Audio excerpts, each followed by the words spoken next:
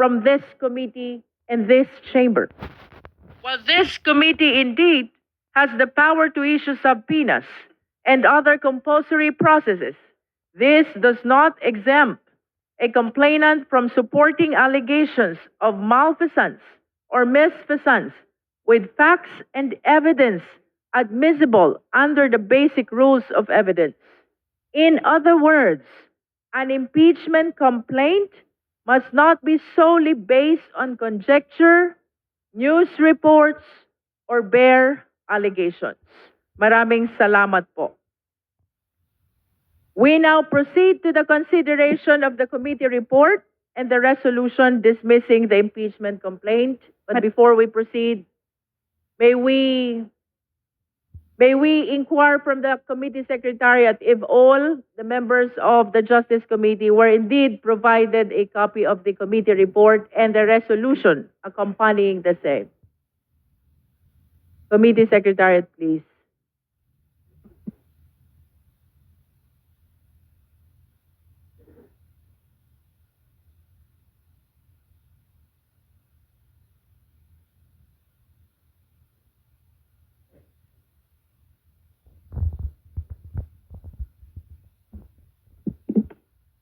As intimated by the committee secretariat, the copy of the committee report, including the accompanying resolutions, were sent to all the members via email.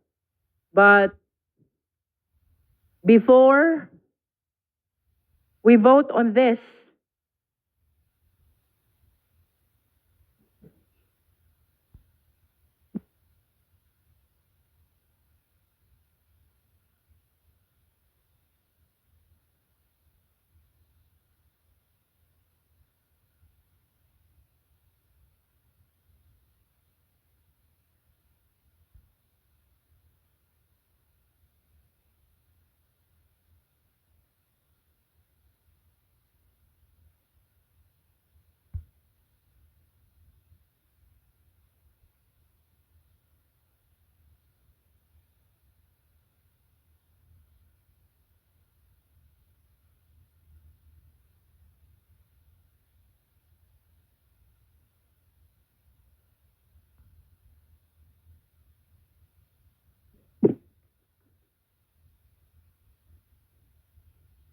for the record, the chair will read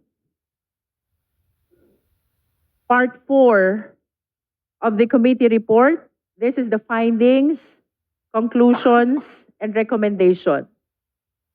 Wherefore, premises considered, the Committee on Justice finds, resolves, and concludes that, number 1, the De Jesus impeachment complaint is sufficient in form but insufficient in substance. And number 2, the Maza et al. Impeachment complaint is sufficient in form but insufficient in substance. It is recommended that this committee report containing the findings and conclusions of the committee in the matter of the impeachment proceeding against President Ferdinand Bongbong R. Marcos Jr. be approved and the attached resolution dismissing the complaints for impeachment filed by Attorney Andre De Jesus and by Lisa Masa, Teodoro Casino, Renato Reyes Jr., and Attorney Nery Colmenares against President Ferdinand Bongbong R. Marcos Jr. be adopted in a plenary roll call vote pursuant to Section 13 of the Rules of Procedure in Impeachment Proceedings in relation to Article 11, Section 3, Paragraph 3 of the Constitution. February 9, 2026, House of Representatives, Batasan Hills, Quezon City, submitted, respectfully submitted, Jervil Luistro, Chairperson. That is for the record. Now the Chair will read the portion of the accompanying resolution, the dispositive portion. Now be it resolved by the House of Representatives to dismiss the impeachment complaints against President Ferdinand Bongbong R. Marcos Jr. filed by Attorney Andre R. De Jesus and by Lisa Massa, Teodoro Casino, Renato Reyes Jr., and Attorney Nery Colmenares, and 32 other complainants for being insufficient in substance. Adopted, and then the names and the signatures to be affixed by all the members of the Justice Committee. The chair is now ready to hear the motion. Madam Chair. Madam Chair. The Honorable Zamora first, and then Honorable Erice. Thank you, Madam Chair. I move to approve the committee report containing the findings and conclusions of this committee in the matter of the impeachment proceeding against President Ferdinand Bongbong R. Marcos Jr. and adopt the attached resolution dismissing the complaints for impeachment filed by Attorney Andre R. De Jesus and by Lisa Largosa Massa, Teodoro A. Casino, Renato Reyes Jr., Attorney Nery Colmenares et al. Against President Ferdinand Bongbong R. Marcos Jr. in a plenary roll call vote pursuant to Section 13 of the Rules of Procedure in impeachment proceedings in relation to Article 11, Section 3, Paragraph 3 of the Constitution. Thank you, Madam Chair. Second.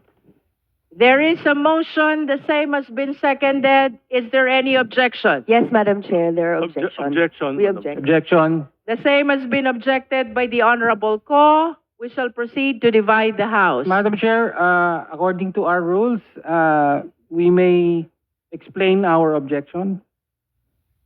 After we resolve the motion, the members will be given the opportunity to explain. Madam Chair, this is not an explanation of vote, but rather a debate on the motion. Any motion, according to our rules, is debatable. And Our so- deliberation, the Honorable Tino, was concluded already last February 4. As a matter of fact, we voted already on the insufficiency in substance of both impeachment complaints. Yes, This is a motion for the approval of the committee report with the accompanying resolution. yes, We shall Madam- proceed yes, to vote. Madam Chair. Madam Chair. We are in fact raising objections on the text of the committee report itself, because we feel that it does not properly reflect the discussion and arguments and the position of the endorsers in the complaint. Therefore, we need to explain, kasi ito po ang pagbabatayan ng boto, kapos po, may kulang. Kaya kailangan pong mag-debate. In the interest of equality, fairness, and justice, the chair gives the Honorable Tino a period of 2 minutes to explain his objection. Thank you, Madam Chair. Madam